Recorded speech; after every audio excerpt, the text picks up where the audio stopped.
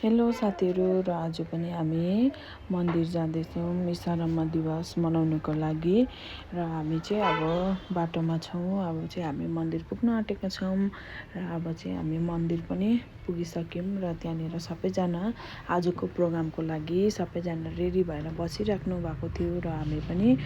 वहाँनिर पुगेर हामी पनि सबै नानीहरूलाई रेडी गरेर हामी पनि वहाँनिर पुगिसक्यौँ र अब हाम्रो चाहिँ प्रोग्राम सुरु हुन आँटेको थियो र फर्स्टमा चाहिँ हामीले यात्रा गऱ्यौँ र हामीले यात्रा गरिसकेपछि चाहिँ फेरि हाम्रो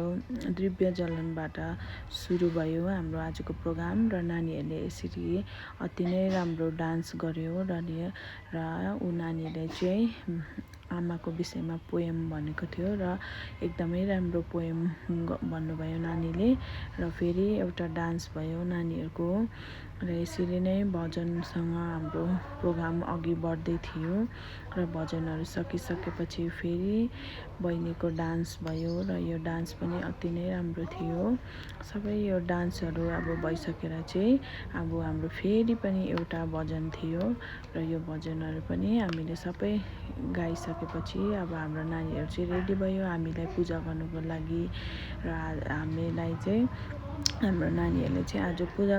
दिनु हुन आँटेको थियो र मेरो छोरा पनि रेडी भयो र सबैजना नानीहरू रेडी भयो र हामीले ओम गरिसकेर हामीले हाम्रो पूजा स्टार्ट गऱ्यौँ र हाम्रो नानीहरूलाई चाहिँ एकदमै राम्रो सिकाउनु भएको थियो। वहाँनिर चाहिँ आमाहरूलाई कसरी पुज्ने, आमाहरूको आज्ञा पालन कसरी मान्ने भन्ने विषयमा चाहिँ प्रतिज्ञा पनि नानीहरूलाई गर्नुभएको थियो र हाम्रो नानीहरूले चाहिँ एकदमै राम्रोसँगले प्रतिज्ञा गरेर हामीलाई अब पूजा गर्नु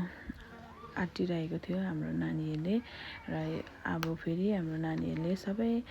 भनेको अनुसार भनेको रुल्सहरू पालन गरिसकेपछि चाहिँ अब चाहिँ हाम्रो नानीहरूले हामीलाई पूजा गरिदियो र लास्टमा चाहिँ हाम्रो नानीहरूले चाहिँ हामीलाई आरती गर्यो र यसरी नै सबैजना नानीहरूले आफ्नो आमाहरूलाई आरती गरिसकेपछि चाहिँ र मेरो छोराले पनि मलाई यसरी आरती गर्दै थियो र यसरी आरतीहरू सबै गरिसकेपछि चाहिँ हाम्रो आजको ईशारम्मा दिवस चाहिँ यसरी हामीले मनायौँ। हजुरहरूले कसरी मनाउनु भयो, हजुरहरूलाई के कस्तो लाग्यो यो video, please like and subscribe गरिदिनुहोस् होला। धन्यवाद।